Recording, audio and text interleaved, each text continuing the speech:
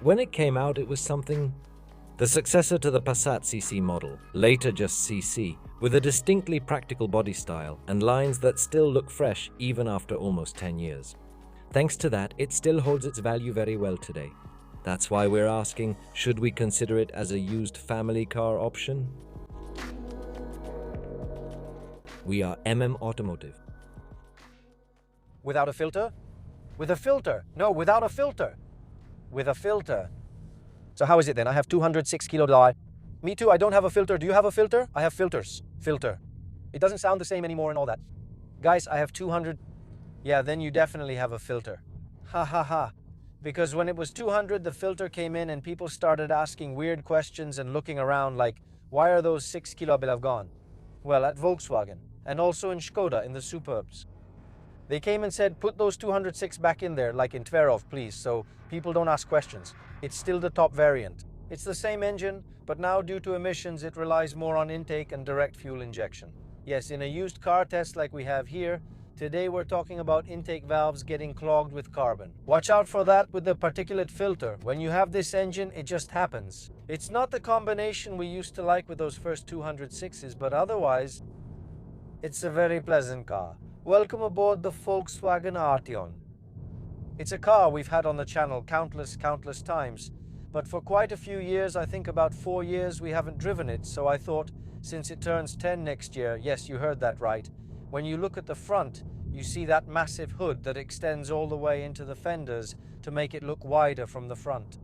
Really, this front end will be, by the way, in March 2017, I was in Geneva, this front end will be 10 years old next year. It's crazy how time flies. So, in a little while we'll be celebrating the anniversary, and we're going to take a ride in the first generation Arteon, which already has a particulate filter, has 200 kilowatt-hours, but at the same time it's a car that I've personally liked from the very beginning, and I think there's a good reason for that. Yeah, so is it a Passat? The answer is magnetohelical dampers. So it's a Passat on the MQB platform, just a regular Passat. No, magnetohelical dampers. What? Isn't the base the same? Doesn't the car have the same issues with the front stabilizer squeaking, needing grease, worn links, and worn rear bushings? The lower rear arm mounts wear out on the MQB platform, which messes up rear alignment. Isn't it the same car by any chance? Magnetohelical dampers. So the answer is simply correct. It's different, right? It's not a Passat. What? What? What? Magnetohelical dampers. What? What don't you like about it? Ask me what time it is. What time is it? Magnetohelical dampers. Did you hear that right? The only correct answer. It's not a Passat, it's an Arteon. Magnetohelical dampers. Now you know too, right? Magnetohelical dampers. I'll keep saying it until it gets awkward. When it gets awkward and I keep saying it, you'll laugh at how awkward it is, and then I'll stop. All right, we've stopped now. Friends, this car, when I was writing the first reviews and so on, this isn't a Passat, it's more like 2.5 classes up. That's the shock absorbers. No, it's still an MQB. Yes, the shock absorbers can filter the road a little better. It drives more firmly. It's kind of like, in terms of expansion, the shock absorbers work better. The fluid in them is, in terms of differences, more responsive in each mode, so the car is more comfortable. And at the same time, it's able to feel more planted on the road and so on, but it's still the same. It's still a car where if you have 20-inch wheels, you're either happy or you're not. When you're in Prague on potholes, well, of course not. The suspension won't thank you. It bangs from the wheels like crazy, and it's just not right. The recipe is simple. 18-inch wheels suit this car. I know it doesn't look like an Audi with them. You have to imagine you have a kind of cheaper A7, and well, the wheels are smaller, but it still looks more than good. I think so, definitely compared to the Passat. And the other thing is that the suspension will thank you, and it still drives relatively comfortably. We'll go over 5 things to watch out for with a similar Arteon, because after all, it's almost a 10-year-old used car, and then we'll sum it up to see if it's worth considering or not. The first one is the engine. The EA888, in my opinion, is absolutely the best thing the Volkswagen Group has designed, delivered, and continues to offer in recent years. It's a fantastic piece of engineering. The timing chain lasts a lot.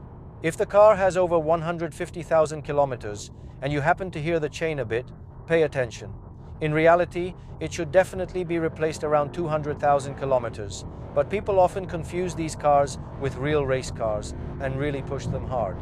And as for the condition of the timing chain, well, it really lasts a lot, but it really gets pushed a lot too. That can obviously show up a bit earlier. What you need to watch out for are water leaks, coolant leaks, because the thermostat housing can fall apart over time, and then it starts leaking in streams from there, and you really don't want to risk warping the cylinder head by driving without coolant. Nobody would like that. That's why it's really a good idea to do a complete preventive replacement of the water pump module with everything, the thermostat and so on, so that it doesn't wear out over time and you don't end up dealing with much bigger problems. Also, as we mentioned at the beginning, if you've driven 150,000 kilometers and the car is sluggish, jerky, and rough when cold, carbon buildup on the intake valves is something you can't avoid in this case.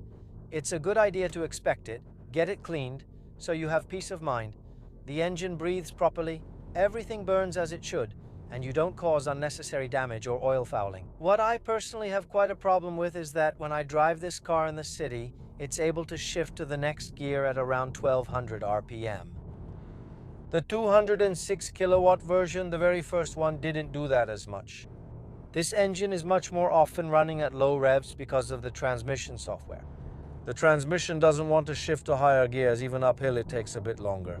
Then, when you really want it, the DSG takes its time, like it's having a smoke, spits, and then finally gives you what you needed, and suddenly it goes like Santa's sleigh, even uphill, wildly fast. But in the city, because it had to meet stricter emission standards, you at least need to use the paddle shifters. Or maybe I would normally consider some kind of software change that wouldn't let it lug so much and would let the engine breathe better. That's just the way it is. What I want to spend a bit more time on is the 5th generation Haldex, which I've long perceived, ever since Haldex came out, as kind of a topic among people that it's considered a maintenance-free thing. It's just an all-wheel drive, you know? Everyone drives an all-wheel drive now. We want it too, after all, it snows once a year, so we need an all-wheel drive. And the all-wheel drive already needs service because its clutches are constantly wearing out, and that it has some kind of filter that gets clogged with that wear debris, and that the filter belongs to the pump, and when the filter gets clogged, it overheats the pump, or rather puts more strain on it, and the pump burns out, and then it turns into a front-wheel drive. Or that the wear from those plates means that the fluid in the system turns into more of a weird greasy paste, like a nasty sludge, and because of that, it can't work properly. People don't think about that anymore. So Haldex, change it every 60,000, always. Be careful, make sure to have the filter cleaned too. The dealership doesn't do it and won't do it. If they don't do it, the oil change was almost pointless. Another thing, the Haldex bearing. Again, because the system has some kind of ventilation valve, moisture from the air constantly gets in. Microscopic corrosion forms there. Sooner or later it happens. And if you don't change it regularly, then the Haldex bearing, which God forbid is working with that sludge instead of some proper fluid, will fail too. At Volkswagen, they say, the repair costs 140,000 crowns. What did you expect? You have a Haldex. The repair actually costs 15,000 crowns. But nobody wants to take it apart because the part itself has to be replaced. They replace everything, right? That's how the package works, isn't it? So be careful about that too. If by any chance the car shows a warning that there's a four-wheel drive problem, I wouldn't buy it. It can be fixed, and if the seller fixes it, then I would buy it. If the seller happens to call you in 2 days saying it's fixed, then I would take the car. Normally, I would take it somewhere onto grass, or just, I don't know, somewhere where it slips a bit, onto gravel, with the rear wheels, and I would floor it from zero, because you have to be careful. If you play around with the diagnostics and manage to erase the whole error from the all-wheel drive, then the system, which is primarily front-wheel drive, might not show that there's an error anymore, because it just forgot about it. I've actually seen a car like that firsthand. So you accelerate, and it's actually just front-wheel drive, then the system remembers there's an error and throws the error again. That's how simple it is with the all-wheel drive. It's really not as maintenance-free as people think, or rather, most people don't think about it at all. Watch out for that. The history of our car is almost exemplary. Yes, it had 3 insurance claims, but all of them were for just a few crowns. For me personally, that still doesn't change the fact that the car is currently in perfect condition.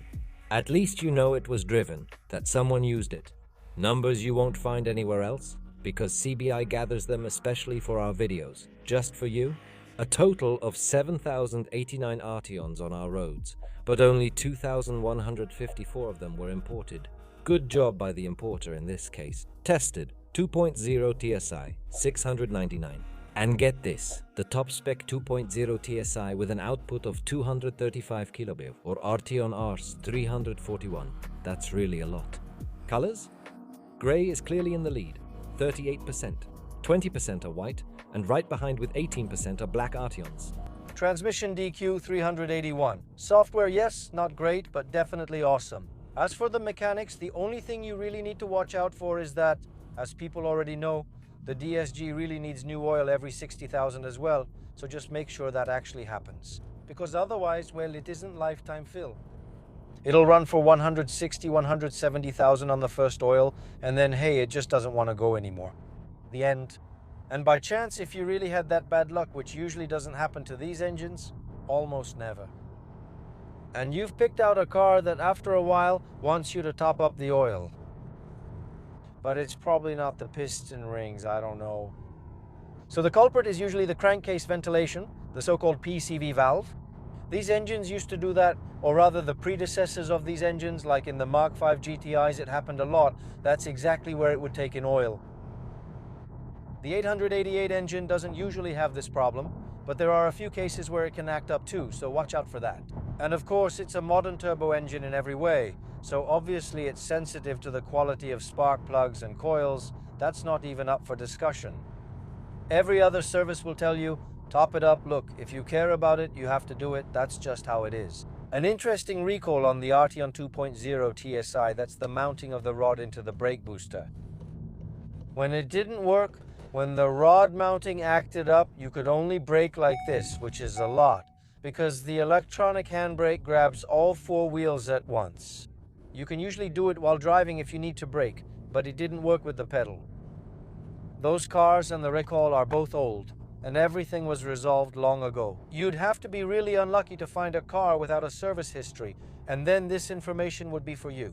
What I'd personally skip completely, even though it looks better and everyone is obsessed with it. This car of ours is the Elegance trim. It has the top engine, it has those 18s though, and it's not the R-Line, which is lowered by 20 millimeters. And in the city, you really notice those stupid 2 centimeters when you're parking by curbs and so on. You notice them over potholes, you notice them everywhere, because the MQB really bangs. Cutting into the dampers travel doesn't help them. And I have to say, this is such a pleasantly well-behaved car on those 18s and with the higher suspension, that whether it has a sportier bumper or not, honestly, let's be real. It's a Passat. It's not a Passat, it has magnetorheological dampers, you idiots. Alright, it's almost a Passat. Subtitles, it's not a Passat, it has magnetorheological dampers, you idiot. I can totally see those comments. Alright, it's a car on the Passat B8 platform, right? Yeah, now we're on the same page. We're not gonna make a big deal out of it and polish it 30 times, no. It's just an ordinary car. Normal, nice, stylish, and it never feels dated.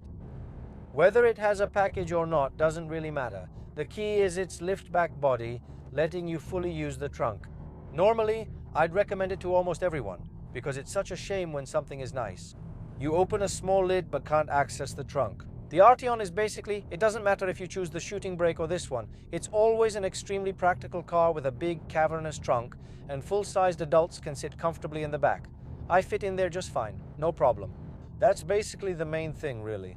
A completely normal car that doesn't annoy you, doesn't bore you, which is also really important, and it gets you where you need to go, even a bit more briskly if you want. Well, a bit more briskly.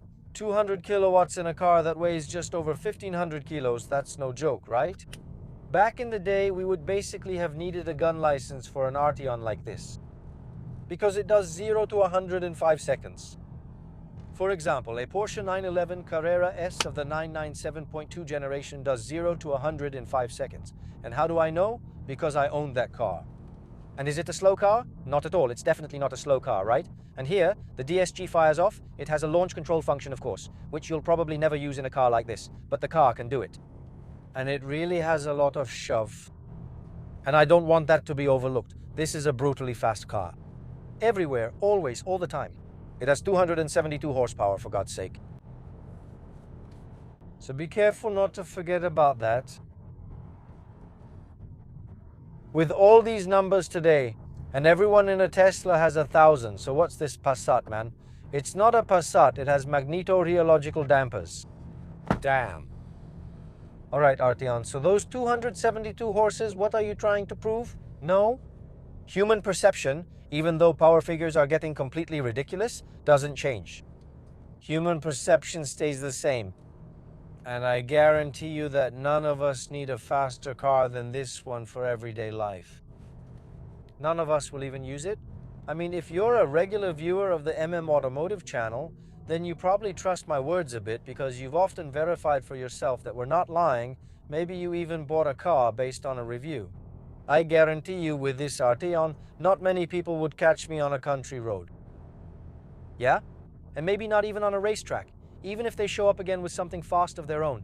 No, this is not slow at all. Not at all. And the fact that it's affordable today because in a little while it'll be 10 years old doesn't mean that you automatically were not driving slow. No. That doesn't mean you should automatically buy it. Just having the money isn't enough. You need skill and to think it through. Nearly 300 horsepower, for God's sake, right? So that's just a little conclusion, a slightly unconventional conclusion to this used car test, but when I see how it drives, how insanely fast it is, it just had to be said. Let's just act normal on the road, okay? If I can afford it, that's good. If I can't afford it, then I'll take the 2.0 TSI with 140 kilos. It drives nicely too, and uses a lot less fuel. By the way, this one usually averages about 11, and if you really try, you can get it down to 8. Are you going to try? No, you won't. That's why you don't have the most powerful Arteon they made, except for the R, right? So you'll be getting 10, 11, maybe 12. And with the 140, which isn't slow at all, and honestly, in this completely ordinary car, I'd probably want it more, you'll use about 4 liters less fuel. Well, that's how it is. Friends, I firmly believe that you enjoyed today's review. I did. Praise me, will you? Pat me on the back, come on. Magnetorheological dampers, yeah. And we'll see you in the next video here. Support us. Thanks to the QR code, you can do it really quickly. You can't use the excuse that you couldn't type in the account number. And I'm looking forward to seeing you. See you next time. Range 140 kilometers, we're refueling.